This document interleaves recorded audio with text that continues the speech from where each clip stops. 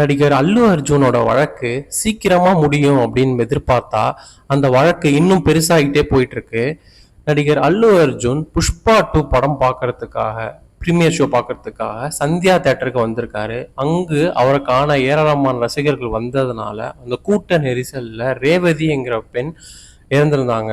இதுக்கு அவர் தான் காரணம், முன்னறிவிப்பு இல்லாமல் வந்ததுனாலன்னு சொல்லி அவரை போலீஸார் வழக்கு பதிவு செஞ்சு கைது செஞ்சிருந்தாங்க. அவரும் ஜாமீன்ல வெளியில வந்திருந்தாரு.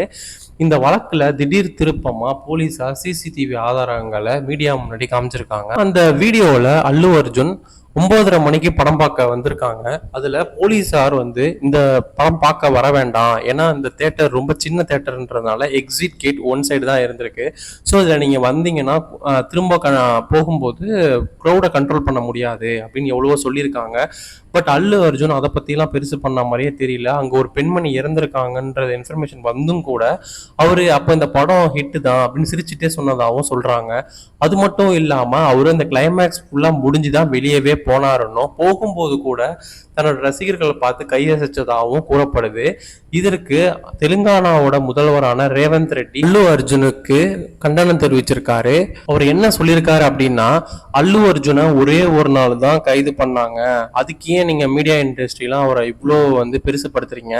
அங்க பாதிக்கப்பட்ட ஒரு பையன் அந்த அம்மாவை இருந்து ஹாஸ்பிட்டல்ல இருக்கான், அவனையே யாரும் போய் பார்க்கல, அவனை ஏன் நீங்க ஒரு பொருட்டாவே எடுத்துக்கல அப்படின்னு கேள்வியை முன் வச்சிருக்காரு.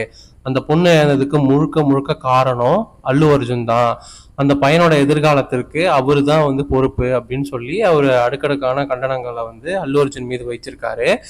அது மட்டும் இல்லாம இதற்கு பதிலடி கொடுக்கும் வகையில அல்லு அர்ஜுன் ப்ரெஸ் கான்ஃபரன்ஸ் ஒன்று நடத்திருந்தாரு. அதுல என்ன சொன்னார் அப்படின்னா, என் மீது இல்லாத பொய்கள் எல்லாம் பரப்பிட்டு வராங்க, இது முழுக்க முழுக்க ஒரு விபத்து தான் அப்படின்னு சொல்லிட்டு வந்திருக்காரு. நாங்கள் சட்டம் மூலியமா இதை நாங்கள் எதிர்கொள்வோம்னு சொல்லியிருக்காரு. அது மட்டும் இல்லாம போராட்டக்காரர்கள் 6 பேர் அல்லு அர்ஜுன் வீட்டின் மீது கற்களை இருந்தும் கோஷமிட்டும் வந்த நிலையில போலீசார் அவர்களை கைது செய்து பெயிலையும் விடுவிச்சிருக்காங்க. இப்போ அல்லு அர்ஜுனோட வழக்கு ரொம்பவே சூடு பிடிச்சிட்டு இருக்குன்னே சொல்லலாம். இதுல அவர் பண்ணது சரியா தப்பா அப்படின்னு சொல்லிட்டு இன்னும் ஒரு கிளியர் கட்டான வியூ கிடைக்கல. பட் அவங்க சிசிடிவி எல்லாம் பார்க்கும்போது அவர் இப்படி பண்றதை பார்த்து எல்லாருக்குமே ஒரு அதிர்ச்சின்னே சொல்லலாம்.